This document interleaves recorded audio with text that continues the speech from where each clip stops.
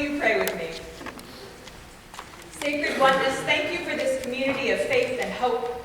May these words and all our meditations bring us closer to you and to the kind of community you intend for us all. Amen. In his memoir, Hometown Tales, the author Philip Gully writes of many Sunday mornings as a child, when he would find himself stuck in church, bored, his words, and dreaming of all of his friends who were lucky enough not to have to go to church. One Sunday, however, he managed to leave just long enough to go to the candy store, where he spent his offering money on Tootsie Rolls. He returned to church just in time to hear the sermon, which was about Ananias and Sapphira. He spent the rest of the day, and even most of that night, praying fervently for forgiveness. He recalls that he even stayed up all night chanting, "I love Jesus, I love Jesus, I love Jesus," in the hopes that that would convince God to spare him. Now, most often when this text is preached on, and that is not often, it is not in our yearly cycle of readings, this is the focus: the hypocrisy and the lies of Ananias and Sapphira, who wanted the accolades for being generous without actually giving everything up. Perhaps they had pledged the sale of their land, let's say it was valued at $100,000, to the church, and God was so impressed with their intended generosity that their land sold for twice what they thought it would. Suddenly excited with what they could do with that extra money themselves, who doesn't need an extra $100,000, they rationalized that there isn't any harm in only giving what was essentially pledged, the $100,000. There is no obligation to give, after all, in this community. Now, you Google this scripture and you will find sermons on the fact that almost everyone overstates how much they give. You will find sermons on those who expect much of their churches but give little of themselves. You will find sermons on those who want the youth to know and love God but fail to teach or support changes in worship and programming that attract them, and so on and so forth. All of the various hypocrisies of the church. Now, it's true that hypocrisy is one of the only sins in the Christian Testament that Jesus doesn't really seem to be able to get over. Probably because it is the one that most often goes unacknowledged. Woe to you, teachers of the law, you hypocrites. Here's the thing, though. This past week, thousands, tens of thousands gathered on the National Mall in Washington, D.C. On one end, they gathered for Carole King, the Muppets, and the National Symphony Orchestra. On the other, they gathered to watch a military parade of tanks and stealth bombers proclaiming America's strength. Either end was gathering to proclaim, in essence, their difference from the other.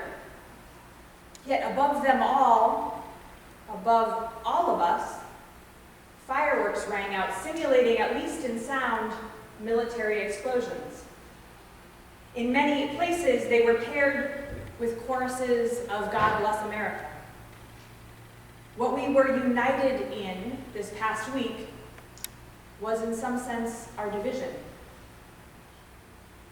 Now, don't get me wrong, I love the 4th of July. Back home in Iowa, the 4th of July is the holiday. It is my annual family reunion, and I'm talking 40 or 50 cousins, second cousins, third cousins, cousin babies. We drive down to Missouri, and we bring back a full carload of fireworks back up to the farm, where we eat watermelon, run through sprinklers, chase fireflies, and wait for it to get dark enough to shoot them off and scare the cows.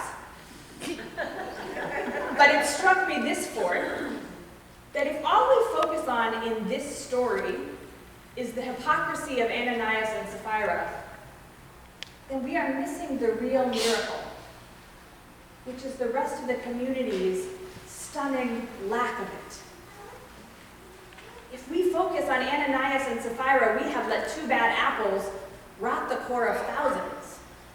This morning's scripture says the whole group were of one heart and soul, and no one claimed private ownership of any possessions, Everything they owned was held in common.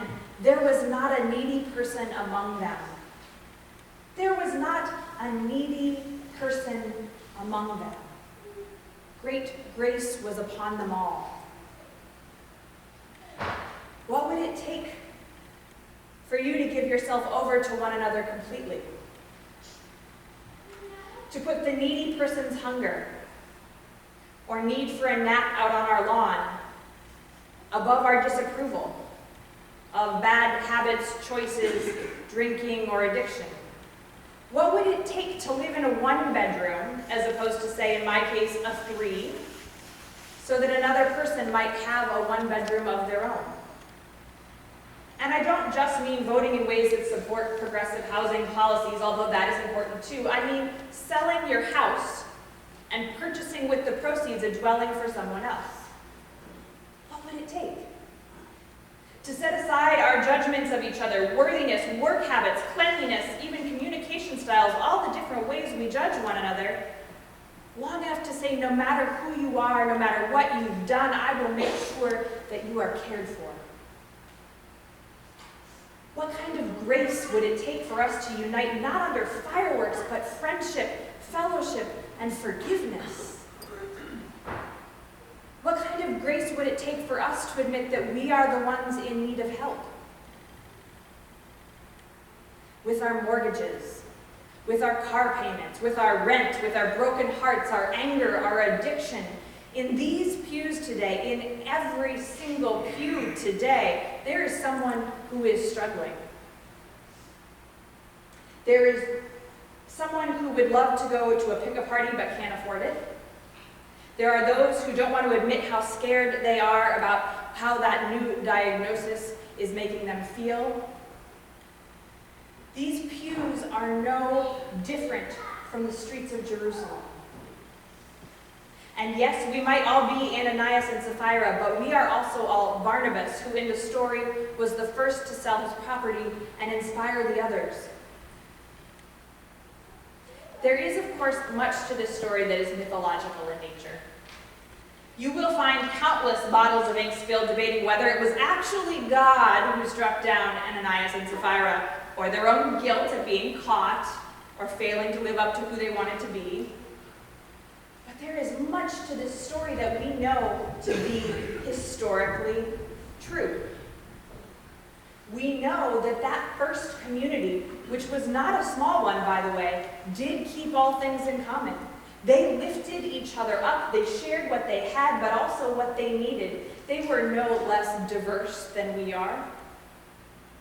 Yet they were united, not in their shows of strength or dominance, but in love that crossed all fences, walls, borders, and barriers. The most miraculous part of this story is the part that we know without a doubt to be true. There was not a needy person among them. Great grace was upon them all. The miracle of the story is that grace is available to us all. How will we decide to use it? Thanks be to God.